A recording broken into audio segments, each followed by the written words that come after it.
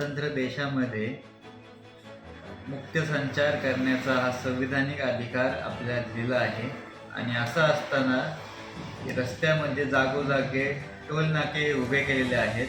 हा एक प्रकारचा या देशाच्या नागरिकांवरती दरोडा आहे आणि एका जागेवर टोल भरल्यावर ती पावती अख्ख्या राज्यामध्ये तशीच चालावी आणि त्यांचा प्रवास हा मुक्त संचार या संविधानिक अधिकारामधून व्हावा.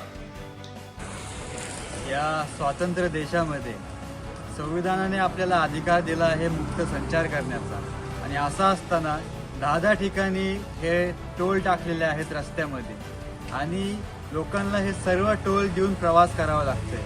त्यापेक्षा आमची मागणी अशी आहे, एक टोल द्या आणि त्याच पावतीवरती पूर्ण राज्यभरातला प्रवास हा त्या पावतीच्या टोलच्या बेसिसवरती हा झाला पाहिजे. एक टोल, एका दिवसाला एक टोल, एकच पावती आणि एकाच टोलवरती अख्खा प्रवास हा सगळ्यांचा झाला पाहिजे, ही आमची प्रमुख मागणी आहे.